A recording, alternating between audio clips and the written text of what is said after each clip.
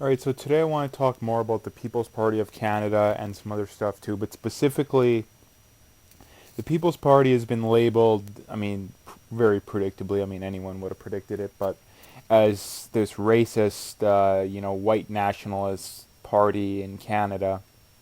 Um, and, it's anyone with a brain knows that it's completely frivolous and made up for a lot of reasons. Number one, the liberal or the left, I guess in general, accuses anyone to the right of them of being racist, no matter how much evidence they have of not being racist. They're accused of being racist, and they don't ever.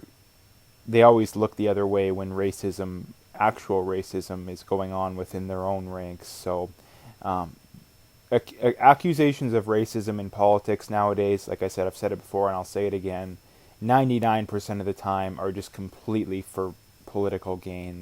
They're almost always not true on both sides, or at the very least drastically overrated, or a much bigger deal than it actually is. But first of all, I wanted to just point out they do have some of the members here of the PPC, and of the what they got here, about 18 members. You have an Asian woman, a black guy, another black guy. You have, I don't, maybe a Latino woman. I can't tell for sure. Another black guy. I think a black woman. So they have about probably 20 or 30% of their candidates are minorities, or even double minorities, if you want to get real uh, political, I guess. In that, if they were this white nationalist party, well, why do they have so many non-whites? Why do they? They'll also be accused of sexism. Like, why do they have so many women? Like, it doesn't make any sense. They even have a black woman there, or an Asian woman. It really makes no sense. Like I said, just for the main reason that 99% of the time nowadays, accusations of racism are always just political opportunism. And what they always mean, or I would say almost always mean on top of that, is that whoever's being accused of racism has a better argument than the one doing the accusing. Because if they had a better argument, they would just make the better argument, right? Because if you want to convince the other side, like if you're on the left and you want to convince someone on the right of your position, and you just throw out the race card, people on the left are going to support that because they're in their bubble and they think that everyone on the right is racist. But if you're on the left, the way you win elections is by convincing people that are either moderates or traditional conservative or Republican voters to vote for you.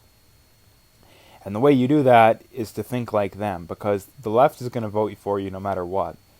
If you were on the left and you wanted to convince people on the right to vote for you, well, you would debunk the right's arguments.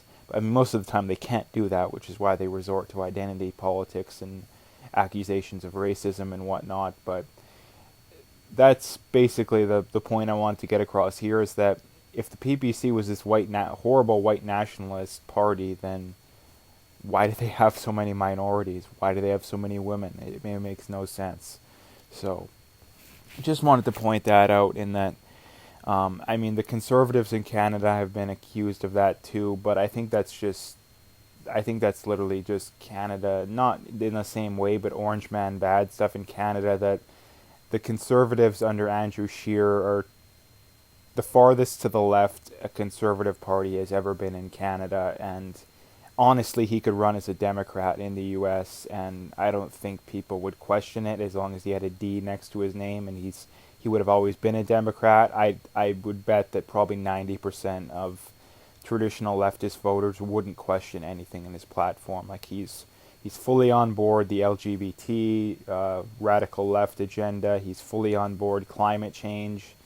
I'm really trying to think of things that he is actually to the right on. Like, if he was an actual, even a traditional conservative, like a Stephen Harper or something, he'd be railing about how bad the national debt is under Justin Trudeau, in which he isn't. He would be pushing back at least somewhat on the LGBT, ramming it down people's throats agenda.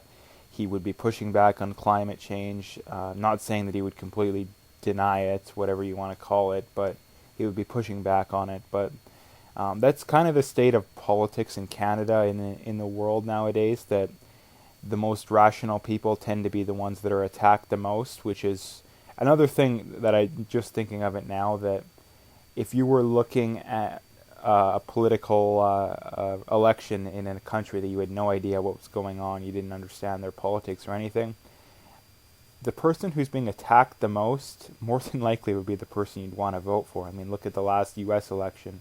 It was overwhelmingly Trump.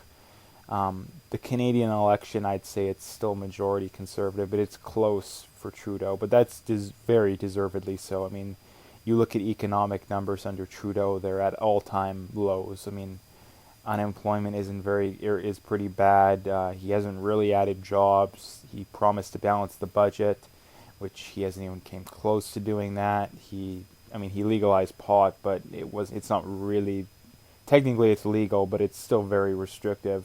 So, I mean, that's pretty deservedly so. But I'm kind of going off on a bit of a tangent. The whole point of this video was to point out it's just another example of the modern left nowadays and the ways that they're willing to lie and cheat and manipulate people to get their way. And that if you're truly the better political party, you shouldn't have to lie and cheat and manipulate people. You should be able to just put out an argument, debate, have rational conversation, and do it. And that's whenever you see Maxime Bernier talking, like, I mean, look at him on Twitter and all these kind of things. He's not the one running around calling people racist and sexist and whatever it is.